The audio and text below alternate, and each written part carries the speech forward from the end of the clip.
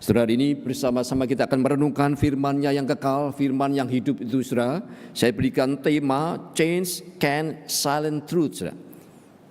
Kita akan bersama-sama membuka Alkitab kita dari 2 Timotius pasal yang kedua, ayat 8 sampai dengan ayatnya yang ke-15. Belenggu tidak dapat membungkam kebenaran, kira-kira demikian dalam terjemahan dalam bahasa Indonesianya. Saudara, saya akan baca ayatnya yang genap, saudara, ayat 8, saudara-saudara ayat yang ganjil, kemudian bergantian sampai ayat yang ke-15.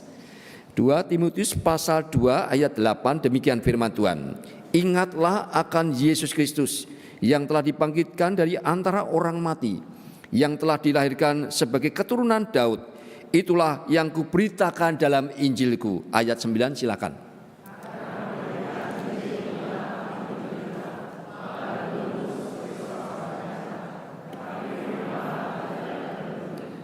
Karena itu aku sabar menanggung semuanya itu bagi orang-orang pilihan Allah, supaya mereka juga mendapat keselamatan dalam Kristus Yesus dengan kemuliaan yang kekal.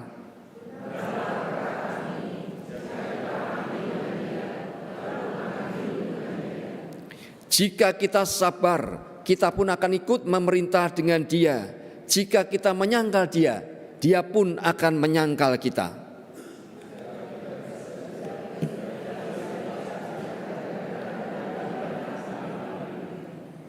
Ingatlah dan pesankanlah semuanya itu dengan sungguh-sungguh kepada mereka di hadapan Allah, agar jangan mereka bersilat kata, karena hal itu sama sekali tidak berguna, malah mengacaukan orang yang mendengarnya.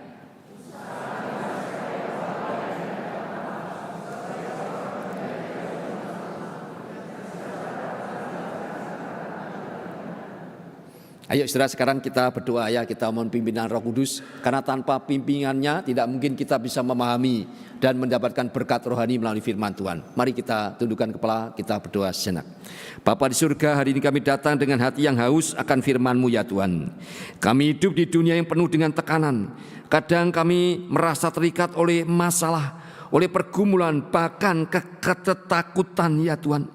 Tetapi kami percaya firman-Mu tidak pernah terbelenggu. Kuasai hati kami dengan kebenaran yang membebaskan.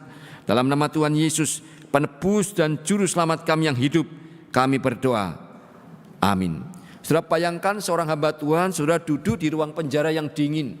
Udaranya begitu lembab, bau anyir besi berkarat menusuk hidung. Tangannya terikat rantai, kakinya terpasung, saudara. Tubuhnya lemah, suaranya parau. Tidak ada mimbar, tidak ada jemaat, hanya dinding batu yang dingin.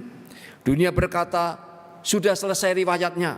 Tidak ada lagi suara yang keluar dari mulutnya. Injil sudah tamat. Tetapi saudara, di balik jeruji itu, hamba Tuhan itu yaitu Rasul Paulus menulis kata-kata yang membakar jiwa. Aku dibelenggu seperti seorang penjahat, tetapi firman Allah tidak terbelenggu. Oh saudara, betapa menakjubkannya ini saudara. Rantai bisa menahan tubuh, tetapi rantai tidak bisa menahan kebenaran. Penjara bisa menutup mulut seorang rasul, tetapi penjara tidak bisa menutup mulut Injil. Dunia bisa memadamkan lampu, tetapi dunia tidak bisa memadamkan matahari Injil. Saudara-saudara, tema kita hari ini adalah Change Can Silent Truth. Belenggu tidak dapat membungkam kebenaran, saudara. Surat Timotius itu ditulis oleh Rasul Paulus pada waktu ia dipenjara di Roma, saudara. Dan dia menunggu saat-saat kematiannya yang sudah dekat. Surat ini Paulus tulis untuk memberikan kekuatan kepada seorang hamba Tuhan muda, yaitu Timotius yang sedang melayani dengan satu pergumulan yang berat sekali di gereja Efesus, saudara. Nah, saudara akan melihat kalau kita membaca terus daripada pasal-pasal selanjutnya dari 2 Timotius ini, maka kita mendapati bahwa dia itu menghadapi oposisi di dalam pelayanannya. Dia menghadapi satu realita rekan-rekan yang desersi, meninggalkan pelayanan. Di dalam gereja ada pengajaran-pengajaran yang membingungkan, ada sikap pelayanan yang berbeda dari hamba-hamba Tuhan itu. Saya percaya hamba Tuhan muda ini yaitu Timotius, dia sedang bertanya-tanya, mana yang benar? Sikap pelayanan mana yang harus saya pegang dan saya kerjakan? Memberitakan Injil yang tidak populer dan tidak banyak orang yang mau ikut, atau memberitakan Injil lain yang bisa menarik orang menjadi banyak pengikutnya. Saudara, ini pertanyaannya berkecamuk di dalam diri Timotius. Bagaimana saya tahu itu adalah ajaran yang baik dan benar? Seberapa setiakah saya mengerti satu pengajaran atau gereja yang benar-benar otentik seperti apa adanya? Dan saudara, inilah yang ingin Paulus katakan dan tekankan, sehingga dia berkali-kali mengatakan, inilah Injil yang aku beritakan, inilah Injil yang harus engkau jaga, engkau pelihara, inilah Injil yang harus engkau ajarkan. Itu berkali-kali Paulus memberikan pesan itu kepada Timotius. Saudara, kenapa saudara Paulus memberikan pesan itu? Ternyata oleh sebab ada dalam tanda kutip Injil yang lain. Ada pengajaran yang lain yang berbeda dengan apa yang diajarkan oleh Paulus. Saudara, kalau saudara bertanya, bagaimana kita tahu bahwa ajaran itu baik dan benar? Bagaimana saya tahu seberapa setianya ajaran itu kepada Injil yang sejati? Jawabannya singkat dan sederhana, saudara. Yaitu kalau Injil itu sesuai dengan the apostolic gospel, yaitu Injil yang diberitakan, dicatat, ditulis oleh para rasul yang ada dicatat dalam Alkitab. Jadi Alkitab menjadi satu penyaring kita, cerminan kita apakah betul ajaran itu sesuai dengan firman Tuhan, saudara. Maka kita melihat ya hal ini di mana Paulus membuka satu pesan yang penting, yaitu Injil berakar pada Kristus yang bangkit. Dia memberikan satu pesan dimulai daripada ayat 8. Ingatlah apa? Akan Yesus Kristus yang telah dibangkitkan dari orang mati, yang telah dilahirkan sebagai keturunan Daud. Itulah yang kuberitakan dalam Injilku. Saudara. Paulus mengatakan dan menekankan hal ini. Kenapa? Karena dasar Injil bukanlah filsafat, bukanlah ide-ide dasar buatan manusia. Bukan Injil juga bukan kisah moral yang sekedar memberikan teladan etis. Tetapi Injil adalah fakta sejarah yang kokoh dan janji Allah yang kekal, yaitu Kristus yang mati dan bangkit bagi saudara dan saya. Kristus yang ada keturunan Daud yang dijanjikan itu. Injil bukan berita tentang usaha manusia, melainkan berita tentang pribadi dan karya Kristus. Berapa banyak gereja-gereja di luar sana yang tidak lagi memberitakan tentang Kristus, memberitakan tentang bagaimana caranya hidup sukses, bagaimana bisa mendapatkan kekayaan dengan sangat cepat, bagaimana. Kristus yang mati dan bangkit hilang daripada pemberitaan-pemberitaan di dalam mimbar-mimbar gereja. Saudara-saudara, kalau saudara perhatikan, Paulus tidak sedang berbicara dari atas mimbar yang megah, tidak, dia sedang menulis dari dalam penjara yang pengap tadi. Namun apa kata-kata pertamanya, saudara? Apa, saudara? Dia tidak menuliskan pesan itu kepada Timotius mengatakan, ingatlah aku Paulus yang sedang menderita ini. Ingatlah aku yang sedang dipenjara karena Injil. Tidak. Tetapi dia mengatakan, ingatlah Yesus Kristus. Ingatlah Yesus Kristus. Saudara, betapa indahnya. Fokusnya bukan pada diri sendiri, tetapi pada Kristus. Saudara. Fokusnya bukan pada penderitaannya, tetapi pada kebangkitan. Fokusnya bukan pada keadaan, tetapi pada kemenangan Kristus. Dan perhatikan bagaimana kemudian Paulus menyebut Kristus sebagai apa? Yaitu yang dibangkitkan dari antara orang mati. Saudara, inilah inti Injil. Inilah jantung iman Kristen. Inilah pusat seluruh pengharapan kita. Kalau Kristus tidak dibangkitkan, maka seluruh iman kita akan runtuh.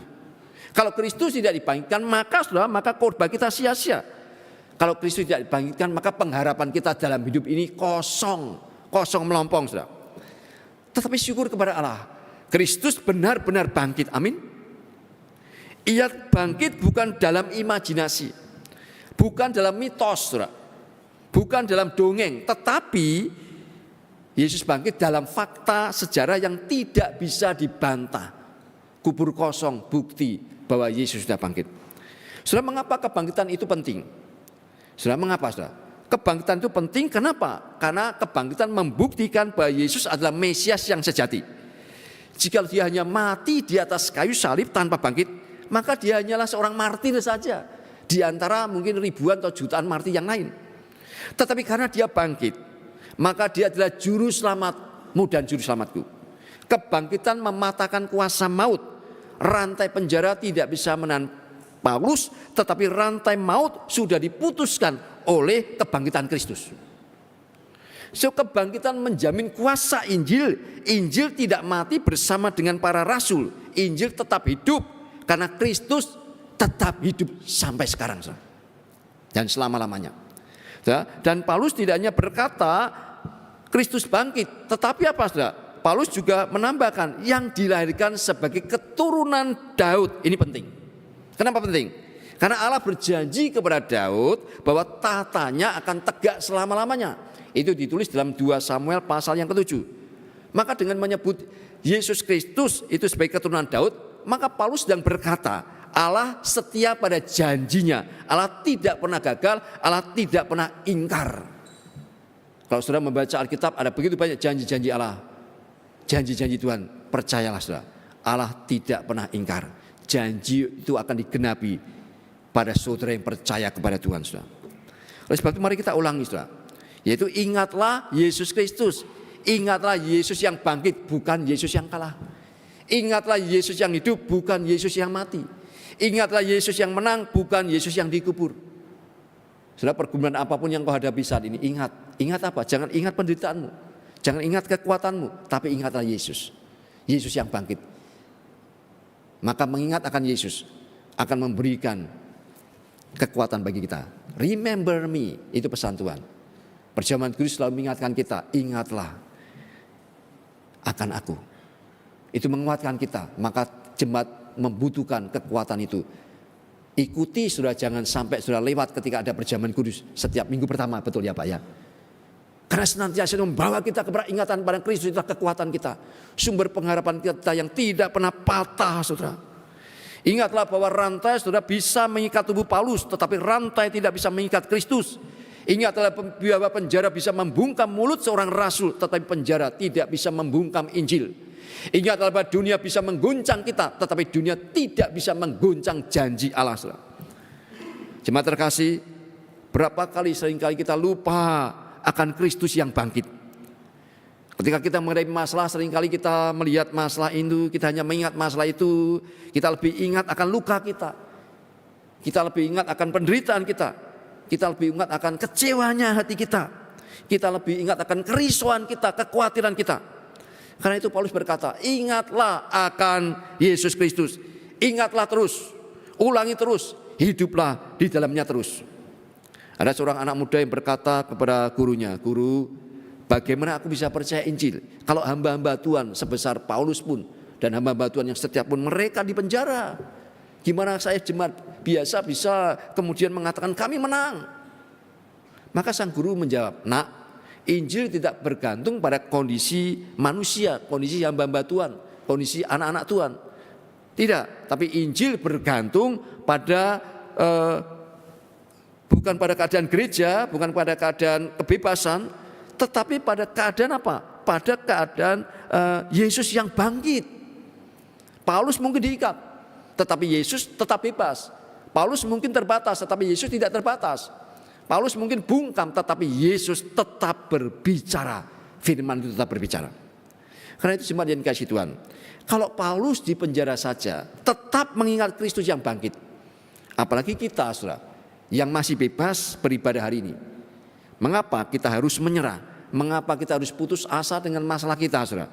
Mengapa kita harus berkata tidak ada harapan? Tidak saudara. Bagi orang percaya tidak ada harapan, tidak ada satu alasan untuk menyerah. Karena kita ingat akan Kristus yang bangkit dan menang. Karena Kristus sudah bangkit, maka harapan kita tidak mati. Karena Kristus ada keturunan Daud, maka janji Allah tidak pernah gagal. Karena Injil ada tentang Kristus, maka kuasanya tidak pernah berhenti. Saudara. Ingatlah Yesus Kristus. Sekali lagi, ingatlah Yesus Kristus. Itulah dasar iman kita. Itulah berita Injil. Itulah sumber pengharapan kita. Saudara. Yang kedua, saudara. Paulus berkata dalam ayat 39, karena pemberitaan Injil inilah aku menderita, malah dibelenggu seperti seorang penjahat, tetapi firman Allah tidak terbelenggu. Injil tidak terbelenggu meski hamba-hambanya itu terikat, saudara. Saudara, ini adalah satu deklarasi iman yang luar biasa.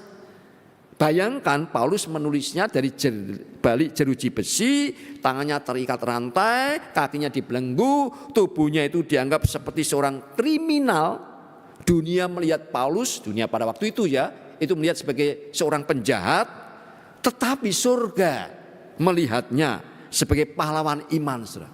Jangan kebalik, jangan sampai dunia melihat sebagai seorang pahlawan, tapi surga melihat kita seorang pesakitan, seorang yang berdosa. Nilai diri kita ada di hadapan surga, di hadapan Tuhan, saudara. Itu dialami Paulus. Dunia menutup mulut Paulus, tetapi Allah membuka jalan bagi firman-Nya. Dunia berusaha membungkam Injil, tetapi Injil justru bersuara semakin nyaring. Saya perhatikan kata-kata Paulus. Aku dibelenggu seperti seorang penjahat, tetapi firman Allah tidak terbelenggu. Ini kontras sekali, saudara. Tubuh terikat, firman bebas. Paulus terbatas, Injil tidak terbatas. Rantai menahan tangan, tetapi rantai tidak bisa menahan kebenaran firman Tuhan. Saudara, betapa agung akan kuasa firman itu, saudara. Sejarah membuktikan, semakin keras firman itu ditentang, semakin jauh firman tersebar. Di Januari 2020 saya menghadiri sebuah konferensi Injil di Kuala Lumpur pada waktu itu, saudara, bersama dengan beberapa rekan, saudara. Dan pada waktu itu di awal-awal masa pandemi, saudara ya. Kami tidak tahu, tapi biasa kami kalau pergi itu membawa sedikit masker karena kalau ada asap dan sebagainya begitu. Sampai di sana, saudara ya, ternyata banyak yang dari China dan mereka pakai masker. Kami bingung kenapa pakai masker. Di konferensi kemudian dibagikan masker. Tiap kali dibagikan masker kita ambil satu. Itu awal pandemi COVID-19. Dan ternyata begitu banyak, saudara, beberapa rombongan dari China mereka tidak bisa sampai ke situ karena ditangkap. Pemerintah komunis ingin membungkam akan Injil itu. Tapi kami tetap berjalan konferensi beberapa hari, saudara, dengan pakai masker dan diberitahukan dan sebagainya. Setelah pulang dari itu kami ada satu komunikasi, banyak yang kemudian ketika pulang tidak lagi sampai. Karena mereka ditangkap entah kenapa. Ditangkap oleh pemerintah komunis China, saudara. Hilang, keluarganya melaporkan tidak sampai, saudara. Tetapi Injil tidak bisa dibungkam.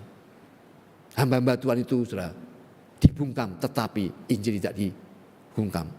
Sehingga ketika ribuan orang berkumpul dalam konferensi Injil di Kuala Lumpur itu sudah hampir 30% dari dataran Tiongkok. Mereka menceritakan bagaimana kuasa Injil tidak bisa dibungkam oleh kekuatan manusia sebesar apapun, saudara.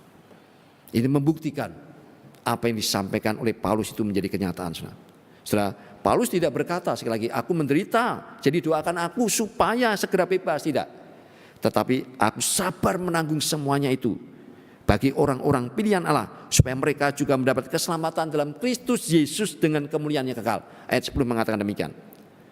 Saudara, inilah kasih yang sejati, rela berkorban agar orang lain diselamatkan, saudara. Dan untuk meneguhkan Timotius, maka Paulus menuliskan sebuah pengakuan iman, saudara, yang mungkin itu sering dinyanyikan jemaat yang mula-mula sehingga bisa diingat. Ya, itu tulis dalam ayat 11 dan 13, saudara. Ini adalah satu nyanyian, saudara ya. Satu deklarasi iman, yaitu begini, jika kita mati dengan dia, kita pun akan hidup dengan dia. Jika kita sabar, kita pun akan ikut memerintah dengan dia. Jika kita menyangkal dia, dia pun akan menyangkal kita. Jika kita tidak setia, dia tetap setia, karena dia tidak dapat menyangkal dirinya. Saudara yang pandai untuk membuat lagu, ya, membuat nada, ini indah sekali kalau bisa dibuat satu lagu dari syair ini. Karena dipercaya oleh para ahli Alkitab, ini adalah nyanyian yang dinyanyikan di jemaat mula-mula, menjadi semacam pengakuan iman yang menguatkan mereka di kala itu, saudara. Saudara, lihatlah betapa kuatnya kata-kata ini, saudara. Sebuah puisi iman, sebuah nyanyian pengharapan, sebuah deklarasi kebenaran. Kalimat-kalimat ini bukan teori, melainkan janji Allah yang pasti, saudara. Perhatikan, saudara, kata jika kita maka kita. Jika kita maka kita. Ini bukan sekedar formula, tetapi penegasan bahwa hidup orang percaya terikat dengan Kristus. Kita sudah bisa mati bersamanya, tetapi kita juga akan hidup bersama dengan dia. Kita bisa sabar, saudara, dalam penderitaan, tetapi kita juga akan dimuliakan bersamanya. Kita bisa gagal, ya, kita bisa menyangkal, bahkan bisa tidak setia, tetapi Kristus tidak pernah gagal. Dia tetap setia, saudara, karena dia tidak menyangkal, tidak dapat menyangkal dirinya, saudara. Maka saya tegaskan sekali lagi, saudara, rantai tidak bisa mengikat tubuh.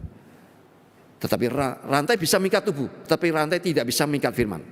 Penjara bisa menutup ruang gerak, tetapi penjara tidak bisa menutup kuasa Injil. Manusia bisa membungkam suara seorang rasul, suara hamba Tuhan, tetapi manusia tidak bisa membungkam suara Allah. Firman Allah tidak bisa dibelenggu, saudara. Firman Allah tidak bisa diikat, firman Allah tidak bisa dibungkam. Tetapi mungkin jemaat berkata, tetapi bukankah penderitaan seperti itu berat? Bukankah keadaan seperti itu melelahkan? Karena coba dibelenggu. Ya benar, saudara. Penderitaan itu berat. Penderitaan itu, tekanan itu melelahkan. Tetapi janji Kristus lebih kuat. Kasih Kristus lebih besar. Kesetiaan Kristus lebih teguh. Bahkan ketika kita tidak setia, Tuhan tetap setia. Bahkan ketika kita goyah, Dia tetap kokoh. Bahkan ketika kita lemah, Dia tetap kuat. Saudara, hari ini belenggu mungkin bukan berupa rantai. Hari ini belenggu bukan lagi hanya bekedar rantai besi yang memasung tangan dan kaki kita. Melainkan mungkin belenggu itu ada arus informasi palsu yang membanjiri kita. Hoax, ujaran kebencian, hasutan di media sosial seringkali menutup telinga kita dari suara kebenaran, saudara.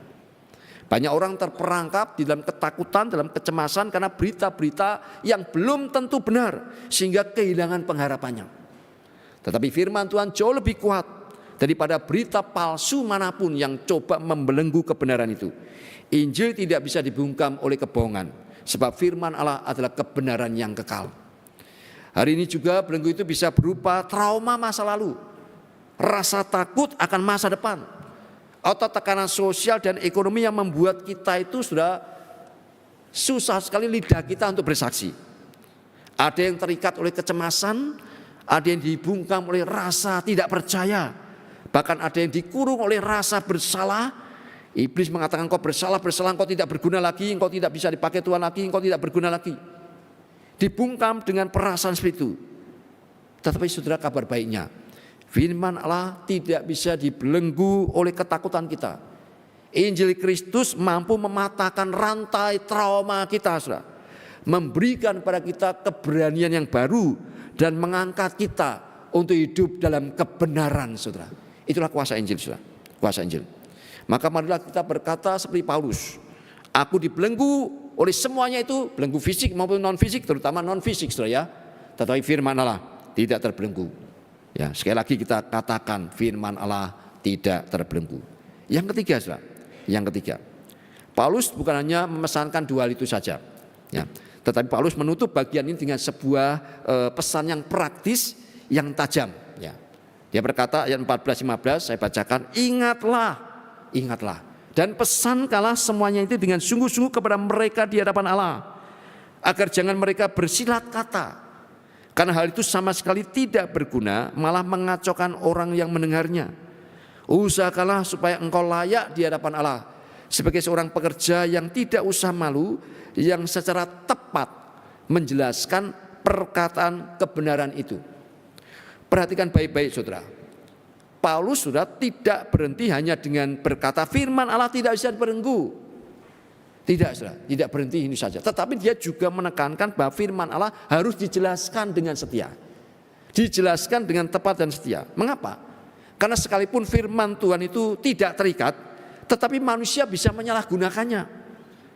Sekalipun firman itu murni, manusia bisa mencemarkannya dengan kata-kata kosong, dengan penafsiran yang menyesatkan, saudara. Karena itu Paulus mengingatkan Timotius jangan sampai jemaat terjerumus dalam perdebatan yang sia-sia, bersilat kata, yang berfasih lidah, yang pandai berargumentasi sehingga seakan-akan firman Tuhan dibalik, saudara. Menjadi terbalik, kebenaran menjadi, saudara, sesuatu yang dianggap tidak benar dan tidak benar dianggap kebenaran. Sesuatu yang tidak mutlak dimutlakkan, yang mutlak justru tidak dimutlakkan. Dengan kenapa? Dengan kata-kata yang kosong, dengan fasih lidah itu. Kata-kata kosong yang terdengar cerdas tetapi sesungguhnya membahayakan. Diskusi tanpa arah yang kelihatannya terdengar intelektual tetapi sesungguhnya merusak. Firman harus disampaikan bukan untuk memamerkan kepandaian, bukan untuk memamerkan akan fasih lidah, bukan tuh mendemonstrasikan kepandaiannya berlogika, tetapi firman disampaikan untuk menegakkan kebenaran yang murni. Karena firman Tuhan itu tidak sulit, tidak perlu berpikir yang sampai rumit-rumit. Itulah prinsip inkarnasi. Allah menjadi manusia supaya manusia memahami, mengerti akan Injil itu. Bayangkan kalau Allah datangnya menjadi malaikatnya menghembuskan, tidak ada manusia yang bisa dekat-dekat. Tapi Allah menjadi seorang bayi mungil, menjadi seorang manusia, bersalutkan daging dan darah, sehingga bisa dimengerti, bisa diraba, bisa dilihat. Itu prinsip daripada inkarnasi. Sehingga firman Tuhan itu mudah dimengerti, tidak perlu ditafsirkan macam-macam, dipercayai, maka itu akan memberikan kuasa dalam kehidupan kita. Oleh sebab itu mari kita ulangi, saudara, ya, bagaimana Paulus menyebutnya apa? Saudara perhatikan ya, saudara perhatikan. Paulus mengingatkan Timotius supaya jemaat tidak terjerumus dalam perdebatan yang sia-sia tadi, ya. Tetapi juga perhatikan bagaimana Paulus menyebut Timotius sebagai seorang pekerja, saudara. Pekerja yang tidak usah malu, saudara. Pekerja yang tidak usah malu. Ini, saudara, satu istilah yang bukan lagi dipakai pembicara hebat, ya, tidak memakai istilah orator yang populer, tidak, tetapi pekerja. Yang namanya pekerja itu ya employee atau employer, employee saja, saudara. Employee, saudara. Tidak memakai istilah yang begitu hebatnya, saudara. Tetapi kata ini penuh makna. Pelayanan Injil bukanlah satu panggung pertunjukan, tetapi ladang Tuhan, ladang kerja. Pelayanan Injil sudah bukan seperti itu, ya. Hamba Tuhan itu bukanlah artis yang mencari tepuk tangan yang meriah, tetapi pekerja yang setia menggarap tanah firman.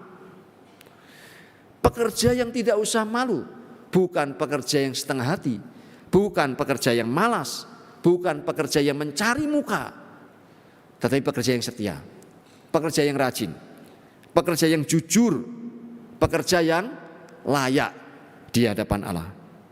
Bila kita menjadi pekerja seperti itu, saudara, maka kita akan menjadi pekerja yang tidak usah malu kalau kita melakukan hal-hal yang seperti ini.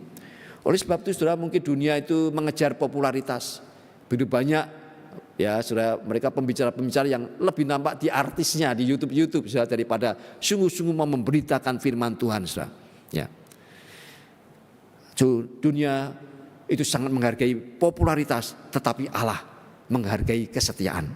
Dunia mungkin menghargai kecerdasan kata-kata, tetapi Allah menghargai ketepatan menjelaskan firman. Dunia mungkin menyanjung kefasihan, tetapi Allah mencari kebenaran, saudara.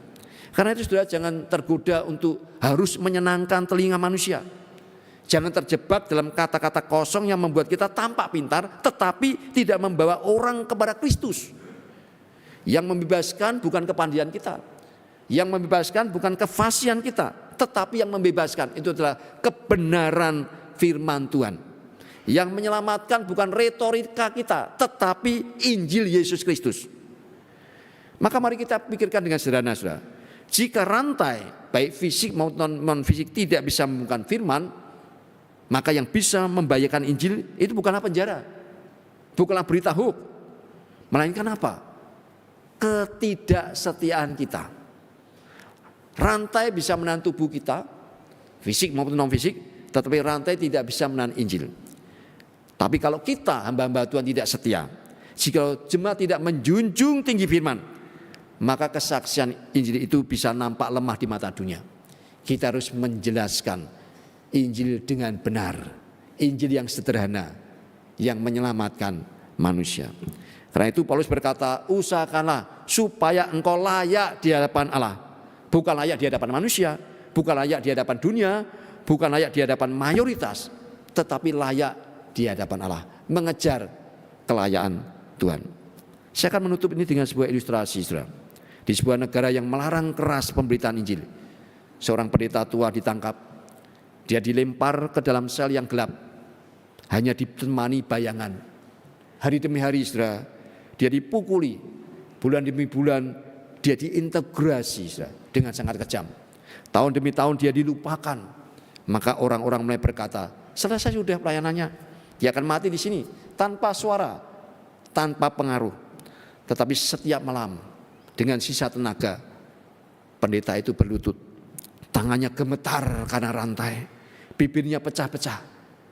Tetapi ia tetap berdoa, Tuhan, pakailah aku, meskipun aku terbelenggu. Firman-Mu jangan sampai terbelenggu. Seorang sipir yang mendengar doa itu mengejek. Apa gunanya berdoa? Engkau terikat, engkau tidak bisa berkhotbah, engkau tidak bisa pergi kemana-mana. Tidak ada yang bisa mendengar engkau. Pendeta itu menatapnya dengan penuh air mata dan berkata, benar, aku memang tidak bisa kemana-mana. Tetapi firman Allah bisa pergi kemana-mana. Engkau bisa merantai tanganku, engkau bisa merantai kakiku, tetapi engkau tidak bisa merantai kasih Kristus. Kau bisa kurung tubuhku, tetapi kau tidak bisa mengurung kebenaran Allah. Kau bisa bunuh aku sekalipun, tetapi engkau tidak bisa membunuh Injil. Tahun-tahun berlalu, pendeta itu akhirnya mati, saudara. Mati di penjara itu. Dunia berkata, selesai sudah. Tetapi saudara, beberapa sipir yang mendengar doanya kepada Kristus, yang melihat orang ini betapa tulusnya, meskipun disiksa, meskipun dianiaya, tetapi begitu setianya, dan Roh Kudus bekerja. Beberapa sipir penjara menerima anugerah Tuhan. Mereka percaya kepada Tuhan, dan mereka keluar dari penjara menjadi saksi Injil, membagikan berita keselamatan ke desa-desa.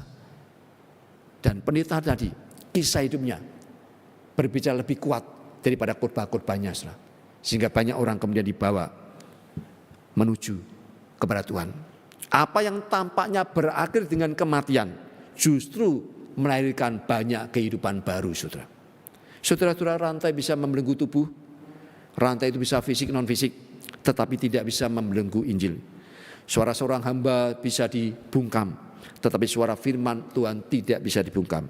Hidup seorang pekerja bisa saja berakhir, tetapi kesetiaannya akan melahirkan generasi baru yang meneruskan Injil. Karena sudah pulanglah dengan satu keyakinan, Kristus bangkit itu adalah dasar Injil kita. Firman Allah tidak bisa dibelenggu, dan kita dipanggil menjadi pekerja yang setia, yang tidak perlu malu. Change can silent truth. Dasar Injil kita adalah Kristus yang bangkit. Hari ini kita belajar 3 hal, saudara.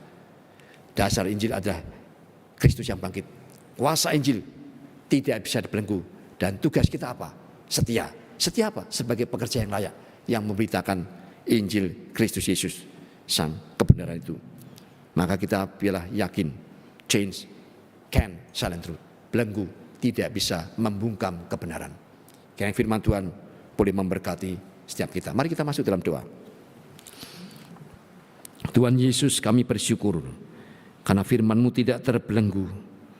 Ajar kami Tuhan, untuk kami setia memberitakan Injil-Mu, hidup dalam kebenaran-Mu. Meski ada banyak tantangan, ada banyak akan rintangan. Kami hidup dalam dunia yang dipenuhi dengan berita-berita berita-berita yang meresahkan, berita-berita yang membelenggu akan kebenaran itu, ya Tuhan. Oleh sebab itu, jadikan kami pekerja-Mu yang layak di hadapan-Mu, ya Tuhan. Berkatilah kan jemaat-Mu yang mendengarkan firman pagi hari ini. Kuatkan iman kami, berikan pengharapan kami, untuk senantiasa kami ingat Yesus yang mati dan bangkit bagi kami. Terima kasih Tuhan, dalam nama Tuhan Yesus Kristus, penebus dan juru selamat kami yang hidup, kami berdoa. Amin.